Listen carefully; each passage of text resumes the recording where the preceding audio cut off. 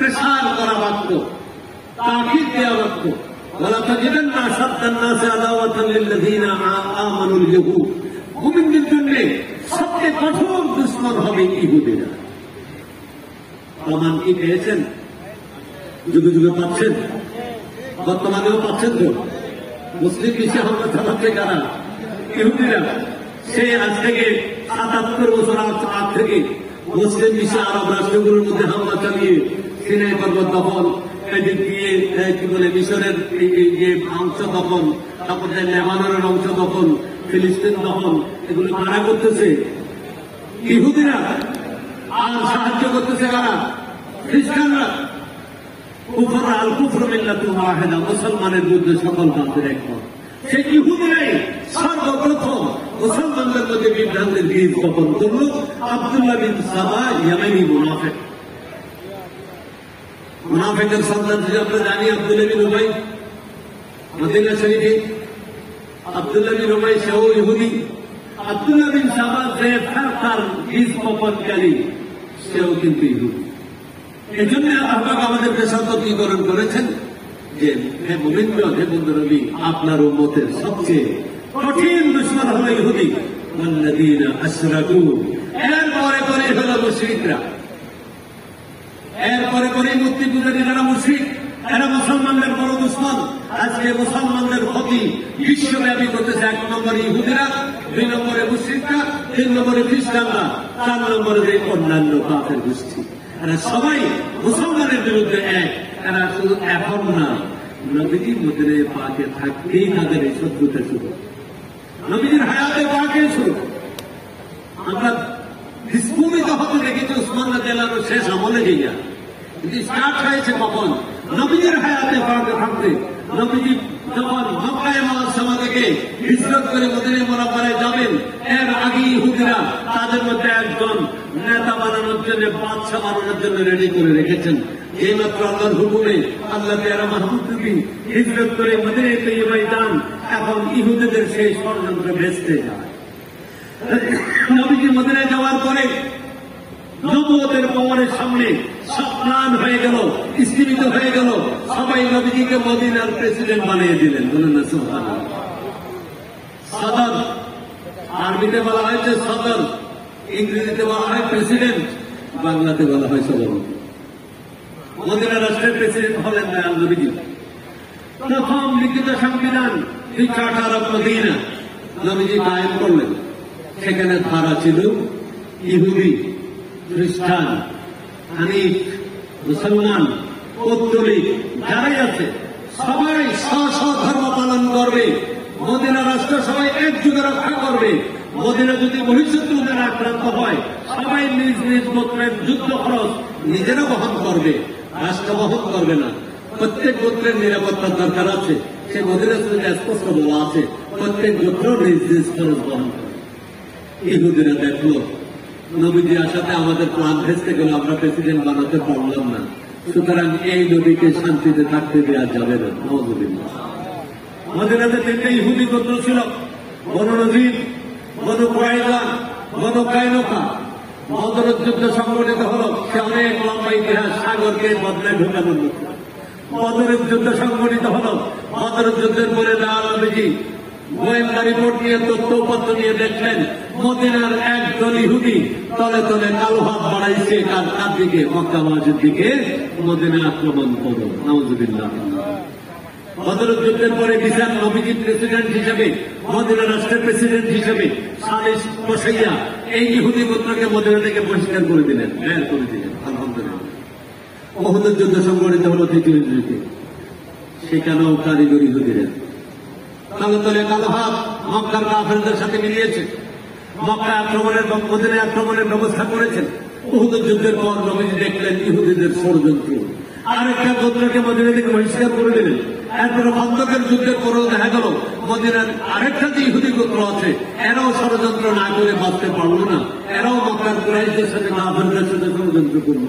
এবং পরে যখন সাক্ষ্য সমাজে প্রমাণিত হল, এদের তো সবাইকে মদিনা থেকে ঠাই ভরে কি করলেন? والذي أخرج الذين كفروا من ديارهم لأفضل الحسر ما ظننتم أن يخرجوا وظنوا أنهم مانعتهم رسولهم من الله আল্লাহ পাক আয়াত নাযিল করতেছেন যে ওই খোদা যিনি ইহুদিদেরকে কাফেরদেরকে বের করে দিয়েছেন এটা তাদের জন্য এক নম্বর হাসর।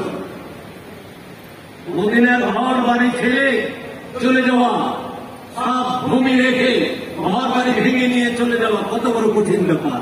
আল্লাহ এদেরকে বলছে এটা বলে হাসর।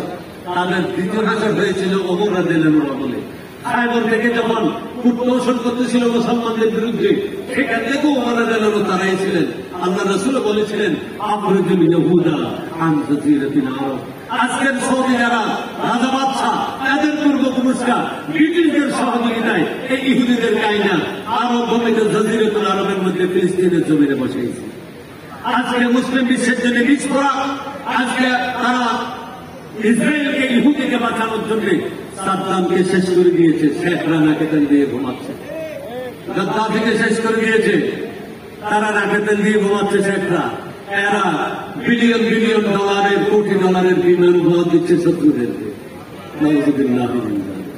আল্লাহ কি বলে, আল্লাহ রসুল কি বলে, আর নবীর উম্মত দাবিদার এরা কি করে? 42 কোটি ডলারের বিমান তাকে উপহার দিল, এরাই মুসলিম দেশে হামলার মহানায়ক। নাউযুবিল্লাহি মিন যালিক।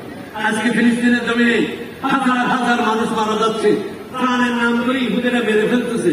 মুসলিম বিশ্ব 800 কোটি মুসলমান কোথায়? লজ্জা লাগে। মুসলমান পরিচিতি নিজের কাছে লজ্জাবোধ হয়। আমরা মুসলমান, আমাদের শিশু হত্যা হচ্ছে, আর অথচ সিংহমাইয়া আমলে বিমানবন্দরে একটা মেয়ের আত্মনাদের কারণে মোহাম্মদ বিন কাসিম সিন্ধু অভিযান করতে বাধ্য হয়েছিলেন। এই ছিল ইসলামের শিক্ষা। আর আমরা ইসলামের শিক্ষা করে এখন ইহুদি নাসারার বদলে হলে আমরা ব্যস্ত।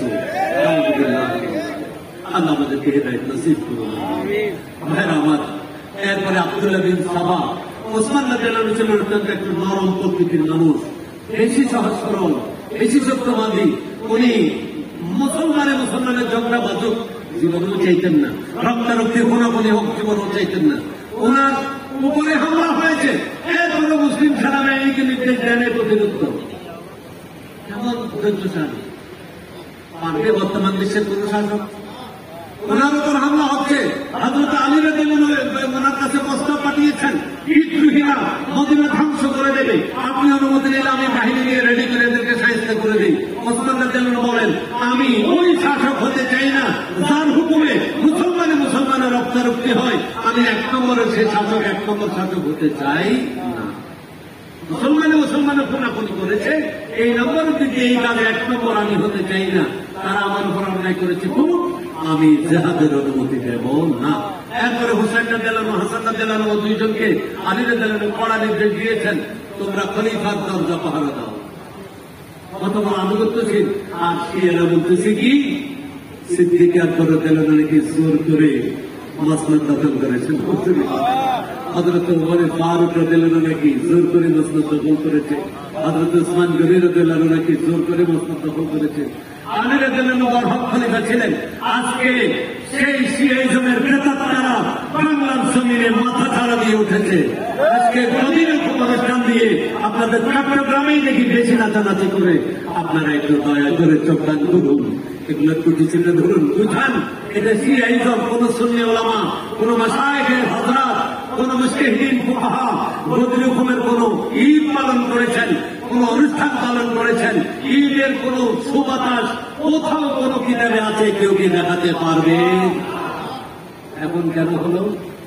ইরানি ডলার মনে হয় বেশি এসে গেছে।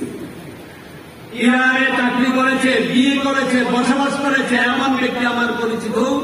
আমি যখন সিদ্দিকুল্লাহ আলিয়া মাদ্রাসার ভারপ্রাপ্ত প্রিন্সিপাল ভাইস প্রিন্সিপাল ছিলাম 2004 সেপ্টেম্বর থেকে 10 ফেব্রুয়ারি পর্যন্ত, মার্চে আমি হুজুর কেবলার দরবারে গিয়েছি। হুজুরের ইজাজতে ফেব্রুয়ারি পর্যন্ত সিদ্দিকুল্লাহ ছিলাম।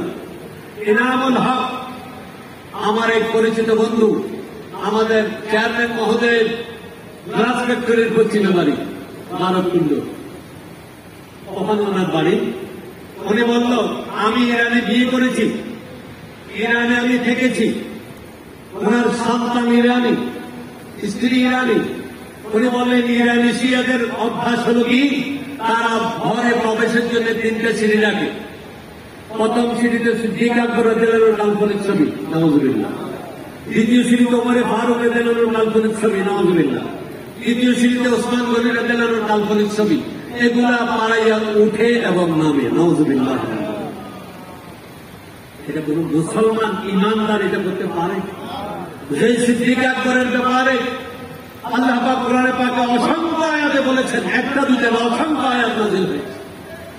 বেলাল হাবশী রাদিয়াল্লাহু আনহুকে মুক্ত করে দিয়েছেন, তখন উমাইয়া বলছে বেলালের মনে সিদ্দিক আকবরের কাছে টাকা পায়, এই জন্য বেলালকে মুক্ত করেছেন। তাহলে সিদ্দিক আকবরের কি দরকার, আবু বকরের কি দরকার? অভিযোগ করছে উমাইয়া, সিদ্দিক আকবর চুপ, কিন্তু সিদ্দিক আকবরের মওলা জবাব দিচ্ছেন কোরআনে হাকিম নাযিল করে, وَمَا لِأَحَدٍ عِندَهُ مِن نِّعْمَةٍ تُجْزَىٰ إِلَّا ابْتِغَاءَ وَجْهِ رَبِّهِ الْأَعْلَىٰ وَلَسَوْفَ يَرْضَىٰ। হে দুনিয়াবাসী, জেনে রাখো, আমার সিদ্দিক শুধু বেলালে হাবশী নয়, একে একে 40টা গোলাম যারা কাফেরদের হাতে নির্যাতিত হচ্ছিল এদেরকে মুক্ত করেছে। এদের কোন ঋণ আবু বকরের কাছে ছিল না, একমাত্র ওমা লিআহাদিন ইনদাহু মিন নি'মা, তার পক্ষ থেকে কোন নিয়ামত, কোন টাকা পয়সা ঋণ আবু বকরের কাছে ছিল না। তুজজা, যেটার সাজা আবু বকরকে দিতে হয়, ইল্লা ইবতিগাআ ওয়াজহি রাব্বিহিল আ'লা, একমাত্র সুবহান রব্বুল আলামিনের সন্তুষ্টির জন্য করেছে। ওয়ালা সাওফা ইয়ারদা, অতি সত্বর সে আবু বকর আমি আল্লাহর প্রতি রাজি হয়ে যাবে। এই সিদ্দিক আকবর যার সামনে আল্লাহ আয়াত নাযিল করে এইভাবে সাপোর্ট করেছেন, তাকে পাড়াইয়া এরা ঘরে উঠে নামে, নাউযুবিল্লাহ। এদের আকীদা হলো এই যে মান কুনতু মাওলাহু, আল্লাহ রাসূল সাল্লাল্লাহু আলাইহি ওয়াসাল্লাম বলেছেন মান কুনতু মাওলাহু ফাআলিয়ু মাওলাহু, আমি যার মাওলা, আলী রাদিয়াল্লাহু আনহু তার মাওলা। শিয়াদের ভ্রান্ত ব্যাখ্যা হলো এখানে আল্লাহ রাসূল আলী রাদিয়াল্লাহু আনহুকে খলিফা ঘোষণা করেছেন, নাউযুবিল্লাহ। অথচ জমহুর সাহাবায়ে কেরামের ইজমা যে আল্লাহ রাসূল যে 19 ওয়াক্ত নামাজ ইমামতি করতে পারেন নাই, পড়াতে পারেন নাই, আয়েশা সিদ্দিকা রাদিয়াল্লাহু আনহাকে আল্লাহ রাসূল নির্দেশ দিয়েছেন তোমার বাবা আবু বকরকে নির্দেশ দাও মুসলমানদের জামাতে ইমামতি করার জন্য। সুবহানাল্লাহ। এই সময়ের মধ্যে একদিন ধরে টাইমে সিদ্দিক আকবর রাদিয়াল্লাহু আনহু বাড়ি ছিলেন মদিনার দক্ষিণ প্রান্তে, আসতে দেরি হচ্ছে। একজন সাহাবী পরামর্শ দিলেন আবু বকর রাদিয়াল্লাহু আনহুকে যে সিদ্দিক আকবর রাদিয়াল্লাহু আনহু তো আসে নাই, আপনি একটু জোহরের ইমামতি করেন। দেখেন শৃঙ্খলা ভঙ্গ করছে, আর আল্লাহ রাসূল সাথে সাথে হস্তক্ষেপ করতেছেন।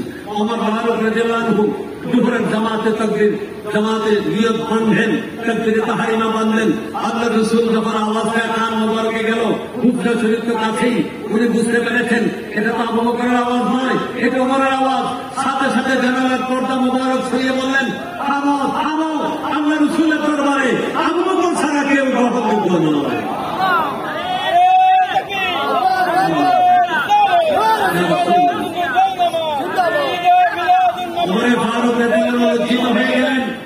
উনি বললেন ওই সাহাবীকে, আমি তো ভাবছি তুমি রাসূলের পাকের ইজাজত আমাকে বলেছ, রাসূলের পাকের ইজাজত ছাড়া তুমি আমাকে কেন বলেছ ইমামতি করার জন্য?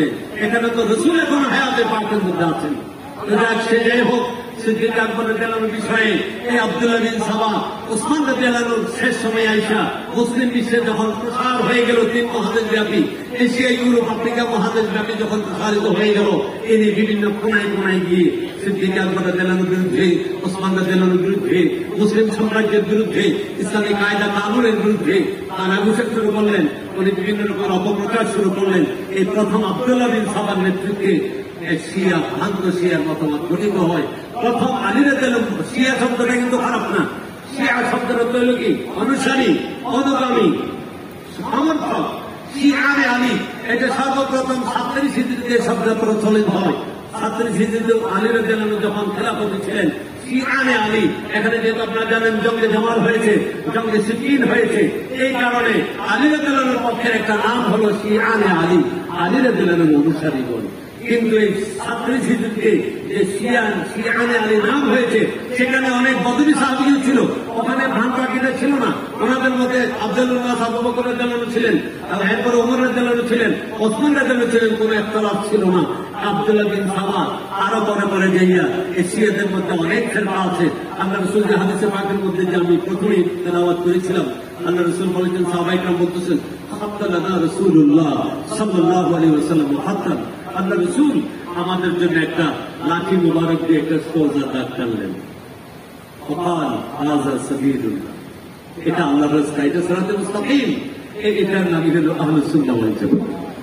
সুম্মা হাত্তা আন ইয়ামিনিহি ওয়া আন শিমালিহি খুদুতান, অতঃপর আল্লাহ রাসূল এই যে সোজা দাগ টানলেন, এটার ডানে 3টা দাগ টানলেন, বামে 3টা দাগ টানলেন, 6টা দাগ টেনে বললেন, হাযিহি সুবুলুন, এগুলো রাস্তা, ওয়া আলা রাসি কুল্লি মিনহা শাইতানুন, এবং এই রাস্তাগুলোর প্রত্যেকটার গোড়ায় এক একটা শয়তান দাঁড়িয়ে আছে। নাউযুবিল্লাহ। শুধু দাঁড়িয়ে আছে না, ইয়াদউ ইলাইহি, ডাকতেছে। ওই সিরাতুল মুস্তাকিম সুবিরে কোন ইসলাম, এটা তাদের ইসলাম, এটা ঠিক না, এদিকে আসো এটা ভালো, এদিকে আসো এটা ভালো, ডাইনে বামে ডাকতেছে। সেই 6 ফেরকাই হয়েছে 12 ফেরকা করে, এই 6টা 12 ফেরকা বিভক্ত হয়ে 6 12 72 ফেরকা হয়েছে। আল্লাহ রাসূল বলেছেন, ফাইন্না বনি إسرائيل قد تفرقت على 72 ملة وتفترق أمتي على 73 ملة كله في النار إلا ملة واحدة قالوا وما هي يا رسول الله قال ما أنا عليه وأصحابي। আল্লাহ রাসূল বলেছেন, বনি ইসরাইল ইহুদিগণ 72 দলে বিভক্ত হয়েছিল, আমার উম্মত 73 দলে বিভক্ত হবে। কুল্লুহুম ফিন্নার, সবাই জাহান্নামী হবে। সাহাবায়ে কেরাম আশ্চর্য হয়ে গেলেন, কোরআন হাদিস পড়ে আল্লাহ রাসূল বলেন, যদি জাহান্নামী হয় তাহলে সত্যপথ কোনটা? প্রশ্ন করলেন, ওমা হিয়া ইয়া রাসূলুল্লাহ, সত্যপথ কোনটা?